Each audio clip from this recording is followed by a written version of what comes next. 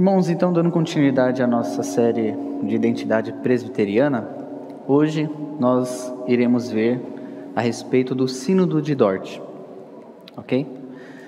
Façamos a leitura de Romanos, capítulo 11, versos 5 e 6.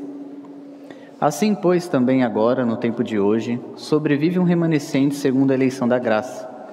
E se é pela graça, já não é pelas obras. Do contrário, a graça já não é graça. Façamos uma oração, meus irmãos.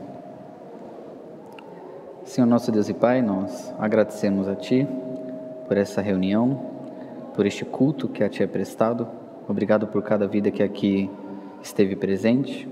Obrigado por ouvir as nossas petições, ouvir os nossos anseios, nossos clamores.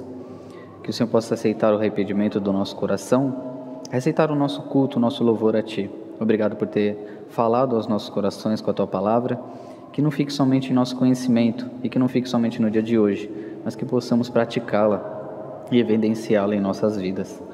Nós Te pedimos que abra a nossa mente, ajude tanto a mim que irei expor este assunto, quanto aos irmãos que irão ouvi-lo, a entender um pouco mais a respeito da história da igreja, a respeito dos Teus atos na história, e que possamos sair daqui cada vez mais crentes, cada vez mais fiéis a Ti e com mais sabedoria. É o que Te pedimos em Cristo Jesus e Te agradecemos. Amém. Então, só recapitulando um pouco, na última aula nós vimos, para fechar, a respeito dos 5 solas, o Soli Deo Gloria. Estamos agora no assunto de Dort e hoje nossa aula será dividida em 3 partes. Na primeira nós vamos ver o contexto histórico. E vale ressaltar, meus irmãos, e destacar aqui, que a nossa aula de hoje terá esse caráter um pouco maior, tá? Um caráter mais histórico, trazendo um pouco mais de dados, acontecimentos, e no decorrer da aula nós faremos as devidas aplicações a nós. Veremos um pouco também da vida de Jacó Armínio, e por fim vamos adentrar na controvérsia arminiana a respeito do sínodo e assim por diante. Então, eu gostaria de trazer para os irmãos aqui estes 3 motivos do porquê precisamos aprender a respeito do Sínodo de Dort. O Sinclair Ferguson, falando a respeito e endossando um livro, ele diz o seguinte: em primeiro lugar, para nos lembrar que aqueles que não são capazes de recordar do passado estão fadados a repeti-lo. Acredito que esse é um dos motivos no qual estamos vendo a identidade presbiteriana, justamente para nos lembrar de toda a história da igreja, de como aconteceu e como chegamos até aqui. Lembrar os nossos credos, as nossas confissões, os nossos símbolos de fé e saber que não simplesmente o Brasil foi descoberto, passou-se um tempo, então surge a igreja presbiteriana e ponto. Não, precisamos descobrir, precisamos estudar um pouco mais a respeito da história. Essa frase geralmente no nosso contexto, a gente vê ela sendo aplicada em mais contexto político, né? Mas ela serve para nós também. Nós devemos lembrar de que, assim como o sábio diz em Eclesiastes, não existe nada novo debaixo dos céus. E o que surge, conforme veremos, na controvérsia arminiana, nada é mais do que uma questão antiga com roupagens novas, com um nome diferente, mas que isso já vinha sendo problema na história da igreja. O segundo motivo, então, é que para que possamos conhecer crentes que meditaram profundamente na glória de Deus e zelaram com fervor pelo Evangelho. E, em terceiro lugar, para nos arraigarmos em um solo de teologia sadia, o qual proverá clareza de pensamento, estabilidade de vida e firmará a doxologia no seu devido lugar em nós. Então, entrando um pouco aqui a respeito do contexto histórico. Aqui na imagem nós vemos Guilherme de Orange, da família de Nassau. Nos Países Baixos, o crescimento do protestantismo foi severamente coibido com fortíssimas perseguições e mortes. Estima-se que dezenas de milhares de protestantes foram mortos pelos dirigentes católicos que governavam o país. A revolta contra os espanhóis foi crescendo até que Guilherme de Orange conseguiu, depois de muitas tentativas, conquistar a tão sonhada independência. Mais tarde, ela foi consolidada pelo seu filho Maurício de Nassau, ou como ele é conhecido também, Maurício o Reformado. Surgia uma nova nação protestante, já que o país era, naquela época, de maioria calvinista. Na época da Reforma, o rei da Espanha, que era o Felipe II, ele governava os Países Baixos, que hoje ele é composto por quem? Bélgica, Holanda e Luxemburgo, ok? Então, ocorre esse movimento. No final da aula, na indicação de literatura, trarei umas indicações para que possamos conhecer um pouco mais esse período histórico também. Mas é importante nos situarmos historicamente e entendermos ali o período na qual estamos vendo. Os novos líderes que surgiram então ali, que assumem então o poder, retirando o jugo católico e espanhol, resolveram adotar então a religião reformada. Não é estranho, quando nós vamos estudar esse período, vemos aqueles que eram considerados patriotas serem por vezes chamados de calvinistas. Calvinistas, patriotas, basicamente ali dava no mesmo. Aqueles que queriam se libertar do jugo católico, queriam se libertar do jugo da coroa espanhola, ok? Então eles usaram esse elemento de integração e estabilidade no país, que foi a doutrina reformada. Um ponto que é muito importante nós termos em mente, a partir daqui em diante, é que todos os oficiais da igreja reformada holandesa, tinham que jurar seguir a confissão belga e o catecismo de Heidelberg, ok? Isso vai fazer muito mais sentido mais para frente. Lembrando um outro ponto também que é importante ressaltarmos. Nós temos que lembrar daquela relação Estado e Igreja. No tempo da Reforma isso era muito comum. Só que aqui na Holanda era um pouco diferente. A Igreja ela tinha uma certa liberdade, tanto para disciplinas eclesiásticas, quanto também para escolher os seus líderes e assim por diante.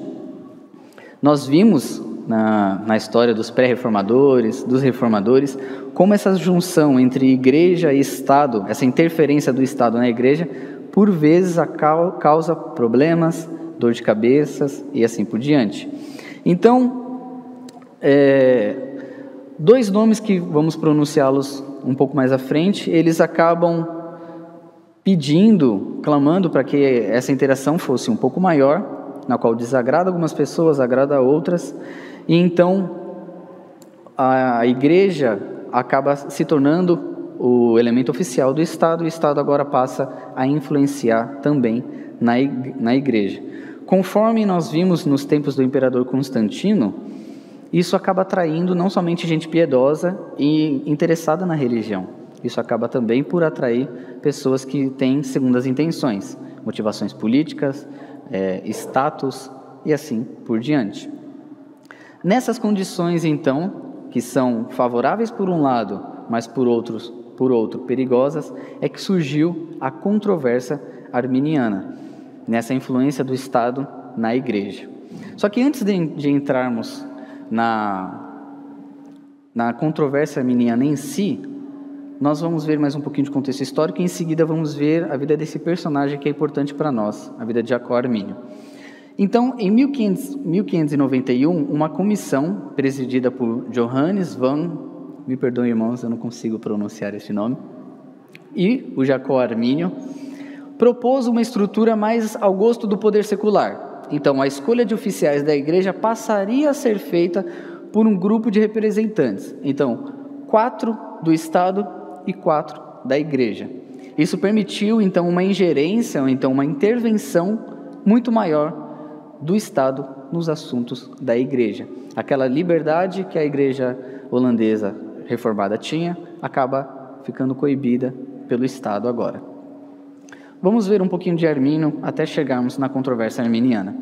Armínio viveu de 1560 a 1609. Alguns irmãos acabam imaginando e pensando que os 5 pontos do calvinismo foram produzidos por Calvino, ou então houve um intenso debate entre Armínio e Calvino naquela época. Não é de todo impossível, mas, conforme nós vimos em algumas aulas passadas a respeito da vida de João Calvino, em 1560 nasce Armínio, conforme vimos na vida de Calvino, né? Calvino ele morre em 1564, ou seja, mais ou menos Armínio nessa época, na morte de Calvino, ele tinha uns 4 anos de idade. Não era de todo impossível acontecer um debate, mas acreditamos que não tenha ocorrido. Armínio ainda era uma criança, um bebê. Então, em um mesmo período de vida que João Calvino, que faleceu em 64, Armínio começou a sua carreira de ensino completamente calvinista. Muitos irmãos acreditam que Armínio já começou os estudos teológicos, rompeu com o calvinismo, foi ali um ferrenho. Não, ele era calvinista, ok? Ele estudou por um longo período em Genebra, ali de 1582 a 87, sob o ensino do sucessor de Calvino, que foi Teodoro de Beza. Então depois, Armínio muda-se para Amsterdã, a fim de pastorear uma proeminente igreja. Com o passar do tempo, com Armínio agora pastor, ele foi chamado então para defender as suas visões e a visão do seu antigo professor, Teodoro de Beza, contra os ataques de um teólogo holandês chamado Dirk Coeneert, que viveu ali de 1522 a 1590. O Armínio, então, ele prepara sua defesa da doutrina calvinista tradicional, só que parece, e alguns dizem, que nesse meio de debate, Armínio não conseguiu fazer a defesa de forma completa e eficaz. Parece que ele foi influenciado por esse opositor dos pensamentos do calvinismo tradicional ou do pensamento de Teodoro de Beza. Posteriormente, então, Armínio agora em sua igreja, em Amsterdã, ele passa a fazer uma exposição na carta aos Romanos. E nós vemos problemas ali na sua exposição quando chega mais ou menos no capítulo 7, 8 e 9, na qual o Armínio ele passa a dar uma ênfase muito grande ao livre-arbítrio. Então nós vimos que ele começa a dar destaque ao livre-arbítrio, salientou a questão da autoridade governamental na eclesiologia e em questões religiosas, e aí passa-se então a criar algumas dúvidas. Armínio, ele é de fato um reformado? Ele está aqui conosco? O que está acontecendo? Parece que ele começa então a criar divergências e surge a dúvida, será que ele está alinhado com a confissão belga? E ele está alinhado com o catecismo de Heidelberg? Principalmente o artigo 16 sobre a doutrina da eleição? Em 1603, então, Armínio ele foi recomendado como professor de teologia na Universidade de Leiden, proposta que sofreu ferrenha oposição por seu colega Francis Gomarus. Esse daqui é um personagem muito importante, no qual teve embates sérios com Armínio. Ambos, Armínio e Gomarus, criam na predestinação, mas diferiam sobre o significado da palavra. No cerne do desentendimento estava a questão se a predestinação se baseia unicamente na vontade de Deus, que é o que o calvinismo tradicional cria e crê, ou no conhecimento prévio da presciência da fé. Nós vamos ver isso um pouco mais quando chegarmos nos 5 pontos do arminianismo, ok? Então veja, em 1603, então, ele é renomado para lecionar na Universidade de Leiden. Em 1608, Armínio e Gomarus, então, eles se encontram para um debate público. Só que o assunto não chegou nem perto de ser resolvido. As questões não foram esclarecidas. Acontece, algumas pessoas dizem, quando nós vamos estudar a respeito desse período, desse embate, de que Armínio ele não era muito sincero. Dizem que Armínio, ele acusado disso, possuía uma personalidade dupla. Quando chegava na hora de ser questionado, e aí, o senhor crê ou não crê na eleição? O senhor professa ou não professa aquilo que o senhor jurou a respeito da confissão belga, do catecismo de Heidelberg? Parece que ali naquele momento Armínio, ele falava, não, estou de acordo, não tenho problema algum, sou reformado, longe de mim. Só que quando ele lecionava para os seus alunos, ali no secreto, no particular, acontece então dele abertamente falar sobre as suas ideias, mostrar os seus pontos de dúvida, os seus questionamentos. É por isso que a controvérsia arminiana acontece pós-Armínio, e não com Armínio. Esses 5 pontos do arminianismo, ou então a proposta remonstrante, acontece após a sua morte, e não durante a sua vida. Talvez esse tenha sido um dos motivos. Ok? Então, Gomarus e Armínio se reúnem, começam a fazer o debate, não dá em nada, não dá certo. Armínio, ele fala que não tem problema algum com os símbolos de fé.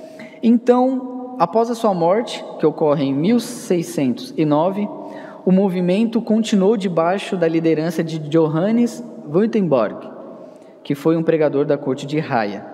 Em 1610, os arminianos, eles se encontram, os seguidores de Armínio, se encontram em Golda, e então eles emitem um documento chamado Remonstrância, ou os 5 artigos do arminianismo. A remonstrância significa protesto, é isso que a palavra remonstrância significa, ou as razões dadas para declarar uma oposição. Foi por causa desse documento de remonstrância, e porque os arminianos eles não concordavam, aí sim eles declaravam abertamente que eles não concordavam com a teologia reformada como compreendida e praticada pela Igreja da Holanda. Então seus proponentes acabaram ficando conhecidos por remonstrantes. Nós, e vale destacar isso, só temos os 5 pontos do calvinismo por causa dos 5 pontos do arminianismo, e não vice-versa, ok? Os 5 pontos do calvinismo só surgem em resposta aos 5 pontos do arminianismo. Então, o que se deu então nessa controvérsia arminiana? Quais são esses 5 artigos, esses 5 pontos? Aqui está de uma forma um pouco mais clara do que se desenrolou no sínodo e hoje é compreendido. Quando se os irmãos pesquisarem lá o documento, as sentenças, os irmãos vão ver que são mudanças de palavras sutis. São faltas, às vezes, de algumas palavras que dão a entender o real significado. Não está escancarado assim, a eleição está condicionada à previsão de fé. Isso foi posteriormente e debatido, ok? Não foi que eles escreveram lá e deixaram completamente claro. Quando nós adentrarmos a respeito do sínodo e dos debates que houveram ali dentro, a gente vai ver que o negócio não ficou tão claro assim, deu até uma polêmica lá dentro, houve questão de expulsão e assim por diante. Então, o primeiro ponto, a eleição está condicionada à previsão de fé. Basicamente, o que quer dizer? Deus escolhe aqueles que serão salvos com base na sua presciência. Lá nos tempos eternos, Deus viu quem receberia a palavra e aceitaria e quem a rejeitaria. Então, com base nessa presciência, na base dessa previsão de fé, Ele escolhe aqueles que serão salvos e aqueles que, no caso, não, Ele nem escolhe quem não será salvo, a pessoa que terá rejeitado. Então, é baseado nisso, ok? O segundo ponto, a expiação, ela é universal. Cristo morreu por todos os homens e por cada homem, da forma que Ele conquistou reconciliação e perdão para todos por sua morte na cruz. Mas só os que exercem a fé podem gozar desse benefício. O terceiro ponto, necessária a regeneração para que alguém seja salvo. Aparentemente uma visão perfeitamente ortodoxa, mas mais tarde ficou claro que a visão deles era tal que negava fortemente a depravação da natureza humana. Acreditavam que não era de todo corrompida, ainda podia haver uma aproximação do ser humano através do livre-arbítrio. Quarto ponto, a possibilidade de resistir à graça. Então, quando vem o Evangelho, o Espírito Santo começa a agir, ele pode escolher se ele deixa aquela operação, seguir por diante, ou se ele resiste e fala, não, eu não quero saber disso não. Ele fecha a porta, sabe? Bate lá e fala, não quero deixá-lo entrar. E quinto ponto, a incerteza quanto à perseverança dos crentes. Mais tarde, eles deixaram claro que não criam de forma alguma na garantia da perseverança. Em resposta aos remonstrantes de 1610, Gomarus e outros formaram o grupo dos contra-remonstrantes. Às vezes eles eram identificados também como gomaristas, ok? Como seguindo a linha de pensamento e a oposição de Franciscus Gomaros. Em oposição aos arminianos, e em 1611 ocorreu então a publicação da Contra-Remonstrância. Um tempo depois, meus irmãos, houve então uma reunião onde representantes de ambos os lados se encontraram, para que juntos eles pudessem estudar as suas diferenças e ver se pudessem sanar as suas dúvidas, entrar em um acordo. Só que aí a controvérsia foi se intensificando com o passar do tempo. Os debates não davam certo, cada um seguia uma linha de pensamento, e havia também, lembra quando afirmamos lá no início da aula, a questão política? Aí é que está. Houve um momento, em um período, em que foi indicado para a Universidade de Leiden o sucessor de Armínio. E o nome deste homem era Konrad Wortsch. Ele não era simplesmente um arminiano. Dizem também que ele era praticamente um sociniano. O que é o pensamento socianista? Basicamente aqui, para que entendamos, a doutrina sociniana, ela é antitrinitária, ok? Ela considera que em Deus há uma só pessoa e que Jesus de Nazaré é homem e não Deus. Então, daí já podemos ver que essa linha não é nada cristã, ok? É herética.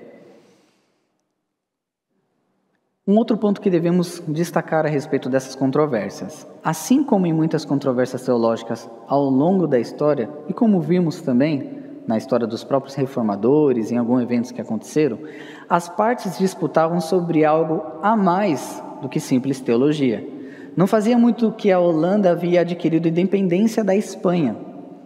Alguns ainda estavam desconfiados dos espanhóis, enquanto outros acolhiam com prazer um relacionamento mais próximo. Então, veja, acabou de ocorrer, recente, a independência da Espanha. Agora a maioria é calvinista, e eles temem uma aproximação dos espanhóis, não só pelo jugo da coroa inglesa, da coroa espanhola, mas também por questões do catolicismo influenciar na igreja. Então eles querem se afastar. Mas, por outro lado, a classe mercante e os comerciadores queriam negociações com os espanhóis, com as embarcações e assim por diante.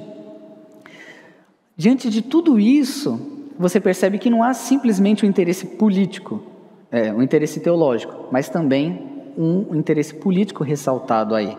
A parte que mais tinha interesse na aproximação por questões econômicas com os espanhóis era justamente os remonstrantes, eram aqueles simpatizantes do arminianismo. Então começa nessa época a haver um forte apelo para a convocação de um sínodo para que pudesse sanar essas questões, abater essas controvérsias que estavam surgindo. Só que isso estava contrariando os estados gerais da Holanda. A maioria dos políticos e também alguns remonstrantes não tinham interesse algum num sínodo. Para eles, deveriam continuar como estava. E o líder do governo ali acaba por assumir a posição. Ele fala, não vai ter sínodo algum. Lembram de Maurício, o descendente de Guilherme, conhecido como Reformado? Houve uma vez em que ele foi visitar uma igreja, ele foi participar do culto, e quem estava pregando basicamente era um remonstrante. E ele se recusa a ficar naquele culto, por causa das ideias que estavam ali sendo expostas. Diante disto, esse líder, que eu não consegui decorar o nome, porque o nome é complicado, como os irmãos viram, esse líder então ele faz uma ameaça. Ele não era simplesmente alguém que pregava, ele também tinha liderança política. Ele simplesmente faz uma ameaça básica. Ele fala, pode acontecer uma guerra civil. E aí a coisa se intensifica ainda mais. Ocorre então, nós estávamos vendo aqui a data de 1610, 1611. Ali mais ou menos em 1617, então, ocorre diversas crises políticas, tem um golpe de Estado. Maurício acaba assumindo a posição política influente, e agora Maurício, que é simpatizante dos reformados, ele resolve então convocar um sínodo, e é o que nós vamos ver agora, que acontece o sínodo de Dort. Então o governo holandês, por influência de Maurício, o reformado, convocou um sínodo nacional na cidade de Dordrecht, ou como basicamente nós conhecemos, Dort. O sínodo se reuniu de 13 de novembro de 1618 até 29 de maio de 1619. Dos 84 membros presentes, 26 eram da Inglaterra, Suíça e Alemanha, enquanto os demais membros eles eram da Holanda. Então nós vemos que houve um convite mais internacional dos teólogos mais célebres. Há nomes muito famosos daquela época que foram. Houveram também convites para alguns franceses, mas a França, por influência católica, acabou não permitindo que eles foram. Só que posteriormente a Igreja Reformada lá da França, depois que sai o sínodo, acaba assumindo os cânones de Dort como padrão de fé também. Em janeiro desse decorrer, os arminianos eles foram liberados do sínodo pelo presidente Johannes Borgmann, por uma vez que falharam em cooperar com os procedimentos. Basicamente, eles foram expulsos, tá? Aqui há um pouco de eufemismo. Por que eles foram expulsos? Porque eles estavam demonstrando ideias contrárias? Não, pelo contrário, eles não cooperavam. Disse, quando nós estudamos esse período, e vimos alguns pormenores, de que eles ficavam dando rodeios. Quando questionados, quando instados a dar o seu parecer, quando pediam documentos, falavam que o documento não estava muito legível, não tinha como apresentar. Aí quando passavam a limpo o documento para ficar legível, não estava exatamente como eles defendiam, faltavam coisas, até que a paciência se esgotou, eles ficavam debochando de Maurício, por ser reformado, só que quando passavam no documento, eles tiravam esses deboches que eles faziam ali na Assembleia. Ficou-se ali um negócio insustentável. Então eles foram convidados a se retirar. Em 22 de abril de 1619, o sínodo adotou os cânones e estabeleceu para a Holanda e para todas as subsequentes igrejas que adotaram os cânones como seus, o que constituía uma fé reformada autêntica sobre questões de disputa teológica. Os cânones de Dort, então, eles foram publicados oficialmente em latim em 6 de maio de 1619, com tradução aprovada para o holandês e o francês. Além dos cânones de Dort, foram aprovados também, o sínodo aprovou uma edição oficial da Confissão Belga, adotou um diretório de culto e comissionou uma nova tradução da Bíblia para o holandês. O documento final, então, dos cânones de Dort, foi formulado em 59 artigos, separados em 5 pontos de doutrina. Foram ao todo 154 reuniões ao longo de 7 meses, o que, pela glória de Deus, acabou prevalecendo a interpretação ortodoxa. Então, os irmãos podem ver que não foi uma reunião simples. 154 reuniões ao longo de 7 meses. Tinha muita coisa a se debater. Tinha muita coisa para ser esclarecido. Ao rejeitar, então, os pontos do arminianismo, os cânones desenvolveram os seus próprios 5 pontos. O primeiro diz respeito à eleição divina e à reprovação. O segundo ponto diz respeito à morte de Cristo e a redenção humana por meio dela. O terceiro e o quarto ponto tratam sobre a corrupção humana e como somos convertidos a Deus. E o ponto final foca mais na perseverança dos santos. Vale destacar, meus irmãos, que os cânones aqui, eles não pretendem explicar tudo sobre a teologia reformada, ok? Nem mesmo sobre a Bíblia toda, de forma exaustiva. Os cânones de Dort simplesmente buscaram declarar o que estava de acordo com a palavra de Deus e o que já era aceito até então pela Igreja Reformada Holandesa. É por isso que devemos estudar os cânones de Dort. E é por isso que eles são dignos de louvor e muito mais, eles merecem ser cuidadosamente considerados por nós. Posteriormente, surge o acróstico TULIP. Só que esse acróstico, meus irmãos, ficou popular por David Steele e Kurt Thomas em seu livro Os 5 Pontos do Calvinismo, Definição, Defesa, Documentação, em 1963. Percebe como isso foi um pouco mais à frente? Os cânones foram definidos em 1619. Em 1963 surge o acróstico TULIP e resume basicamente os 5 pontos do calvinismo, ou os cânones nos 5 pontos do calvinismo. Mas os cânones são muito mais do que os 5 pontos do calvinismo. O calvinismo em si também é muito mais do que os seus 5 pontos. Vamos ver então o que é a TULIP. Aqui tem a florzinha tulipa, na qual dá o acróstico. Primeiro, total depravação. O ser humano é totalmente corrompido. A eleição ela é incondicional, não há a participação humana nela. Deus escolhe e opera em nós. A expiação ela é limitada e eficaz. Em outros lugares nós vemos expiação definida, eficaz e assim por diante. Há outros termos. A graça ela é irresistível, não tem como resistirmos. E a perseverança dos santos. Uma vez cristão, ele não perde a sua salvação. Não vamos adentrar em cada um deles, porque nas próximas aulas estudaremos cada um deles, ok?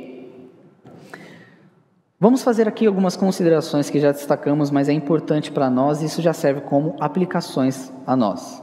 Em primeiro lugar, o conceito TULIP não é um resumo adequado do calvinismo, como nós já afirmamos. A doutrina calvinista nunca se limitou à predestinação ou simplesmente à soteriologia. A teologia reformada não é menos que a doutrina da salvação e as chamadas doutrinas da graça, mas ela é muito mais do que isso. Ela atinge toda a vida. É algo belíssimo. Aqueles que resumem a doutrina reformada nos 5 pontos não sabem o que está perdendo e não sabem o quão reducionistas estão sendo ou fazem de má fé mesmo, ok? Em segundo lugar, as iniciais TULIP não significam um resumo histórico do calvinismo. Embora os cânones de Dort sejam compostos de 5 pontos, assim como a TULIP tem 5 pontos, esta não foi usada para resumir os cânones de Dort até o século XX, conforme nós vimos aqui, uma data bem posterior. E em terceiro e último lugar, a TULIP não é um resumo totalmente preciso dos cânones. Os cânones, mesmo contendo 5 pontos, não se resumem em apenas 5 verdades teológicas, mas são mais detalhadas, mais abrangentes e mais repletos de nuances em seu espaço de abordagem.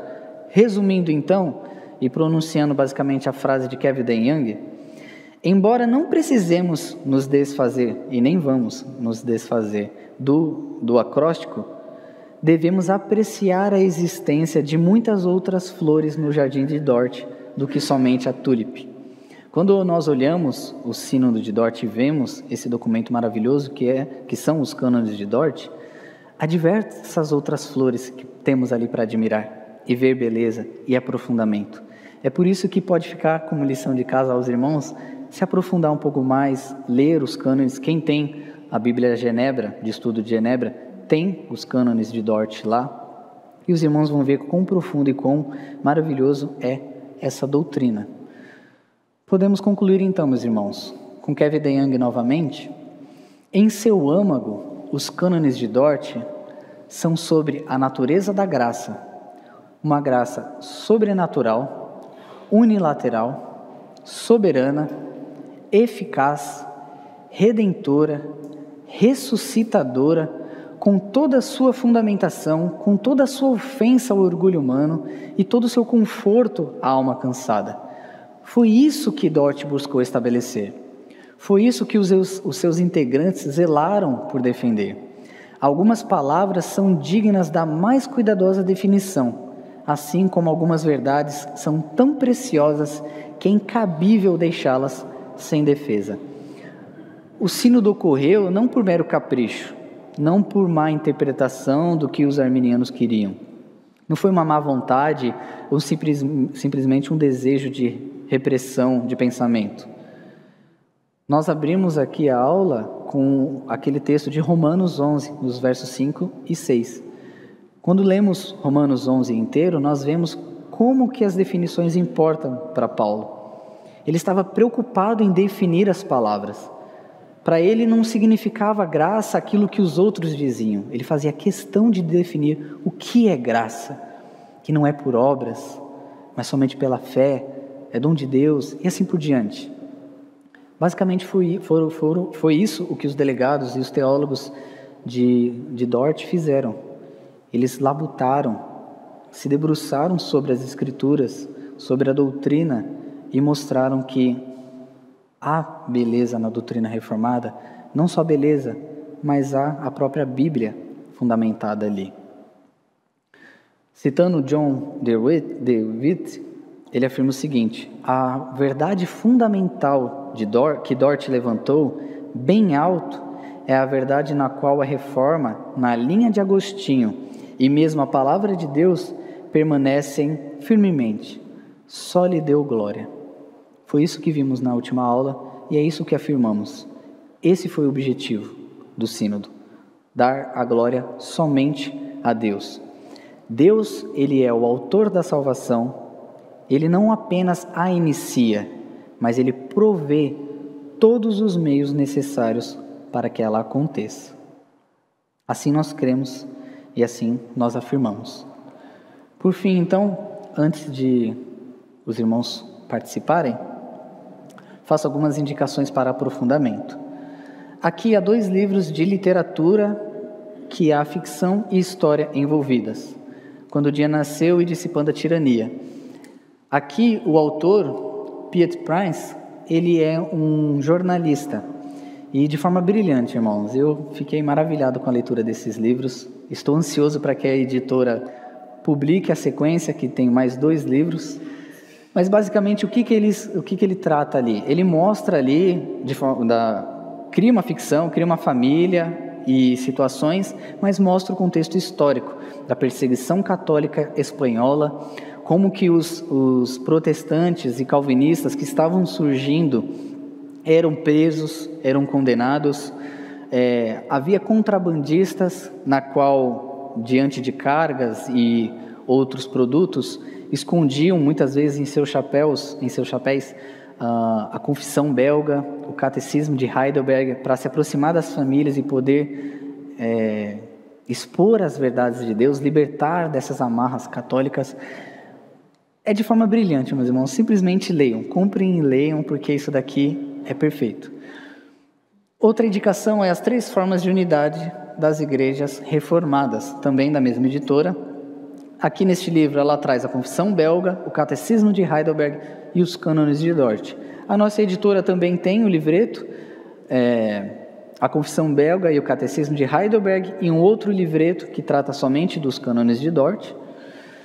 Tem também esse livro que o Joel Bick é um dos organizadores, A Harmonia das Confissões Reformadas. Aqui há todas as confissões reformadas daquele período, juntas ali, em paralelo. É um livro muito interessante.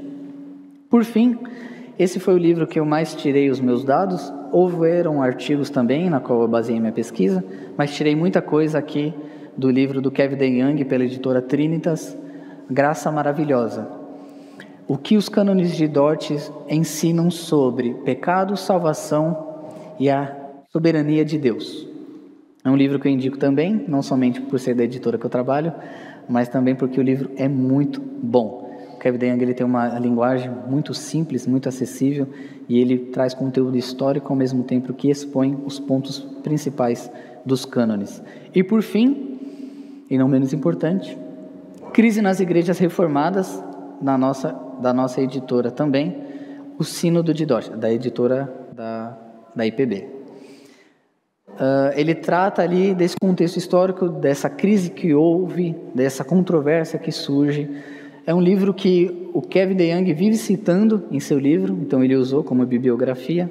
Então nada como também se comprar os 2 livros para o aprofundamento. Espero que tenha ficado claro. Se os irmãos tiverem alguma dúvida ou alguma contribuição, fiquem à vontade. Ainda existem esses arminianos? É interessante, porque eles são tão errados. Existem. Existe uma igreja com nome arminiano ou é algum outro nome?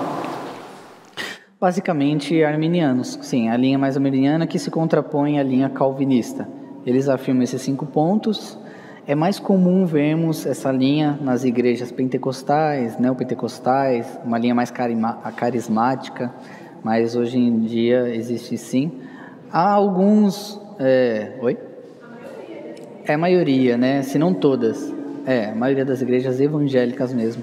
E, infelizmente, tem adentrado até mesmo no presbiterianismo. Eu já cheguei a ter contato com pessoas da igreja presbiteriana, oficiais presbíteros, em que se declaravam abertamente arminianos. Como naquela época, hoje também existem aqueles que fazem os seus votos, assumem a autoridade da confissão, dos símbolos de fé, mas acabam não praticando, acabam seguindo uma outra linha.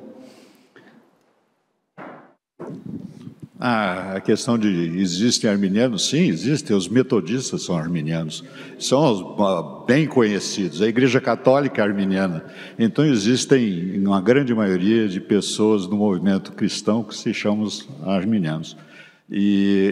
No arminiano também existe numa boa parcela das igrejas batistas. Então, a presença do arminianismo é bastante notável e é muito importante nós conhecermos isso, porque, como você lembrou, usualmente as igrejas pentecostais são arminianas, a graça pode ser perdida, pode ser rejeitada. Onde houver uma proposta de teologia que a graça pode ser rejeitada, isso é um sinal claríssimo de posição arminiana, e como foi lembrado, ela não surgiu com o Jacó Armínio, mas surgiu lá no início, já primeiras heresias na igreja cristã já indicavam essa linha da rebelião permanente do homem, que a vontade dele se sobrepõe à vontade de Deus, né? Sim. Essa linha mais arminiana, afirmando e dando destaque ao livre-arbítrio, rejeição e possibilidade de escolha a Deus, conforme afirmamos no início da aula, é uma roupagem nova. O que isso se assemelha na história da igreja? Ao pelagianismo. É quase que um semi-pelagianismo. Então, como bem destacado pelo presbítero Marcos Serra, isso é quase que a visão comum hoje em dia. Alguns anos atrás, eu era pentecostal, eu vim de igreja pentecostal e eu não conhecia o outro ponto. Basicamente não é muito explorado os 2 lados. Não há esse colocar de cartas na mesa e falar, existe essa visão, existe essa outra. Basicamente é um monopólio de pensamento, digamos assim. E quando eu vim a descobrir, foi bem depois, foi muitos anos de pentecostal, que eu vim descobrir o que era os 5 pontos do calvinismo. E, enfim, é complicado. As igrejas evangélicas, em suma, são arminianas, e isso tem atingido muito o presbiterianismo, basicamente por falta de comprometimento mesmo dos membros e da liderança de expor a nossa história, a identidade presbiteriana, os nossos símbolos de fé. Quando é falado sobre o calvinismo nessas outras denominações, basicamente é com caricaturas, cheio de espantalhos, não há uma fidelidade muito grande de colocar e bater ponto a ponto, contrastar ideias. Você encontra alguns, mas são muito poucos os que fazem isso. Há geralmente uma depreciação. Tá vendo? Eles afirmam que a perseverança dos santos, o que isso significa? Que uma vez salvo, salvo para sempre. Então isso daí lhe dá a chance do cristão pecar à vontade, que ele não vai perder a salvação. Nós vamos ver esses pontos esses 5 pontos do calvinismo e vamos ver que não é bem assim, isso é uma caricatura, e assim por diante. Há mais alguma contribuição? Há alguma dúvida? Não? Podemos encerrar então? Vamos orar, meus irmãos? Senhor nosso Deus e Pai, nós agradecemos a Ti pelo conteúdo histórico dessa aula. Te pedimos, ó Senhor, que nos mantenha fiéis à Tua palavra, que possamos sempre recorrer a ela como autoridade última da nossa vida, como regra de fé e prática. E aqueles documentos, Pai, que foram surgindo na história da Igreja, que nos auxiliam na leitura da palavra, na definição de nossa doutrina, naquilo que cremos, que possa ser resgatado em nosso meio, que seja feito para a honra e glória do Teu nome, não por vaidade, não por mero capricho ou por mero status, mas que possamos ser devotos a Ti, que a piedade reformada, a piedade cristã, possa estar marcada na vida do cristão, e que o Senhor possa, Pai, resgatar isso no meio do Seu povo, pois sabemos que essa é a Sua perfeita, agradável vontade, e sabemos que honra e glória devem ser dadas a Ti. O fim principal e último para o qual fomos criados é glorificar a Ti e se alegrar no Senhor eternamente. Nos ajude com isso, nos dê um bom dia do Senhor, que possamos estar debaixo da Tua presença no decorrer desse dia, que possamos mais tarde voltar para a Tua casa, louvar o Teu nome, prestar culto que a Ti é devido e glorificar ao Senhor. É o que Te pedimos desde já e Te agradecemos. Em nome do Senhor Jesus. Amém.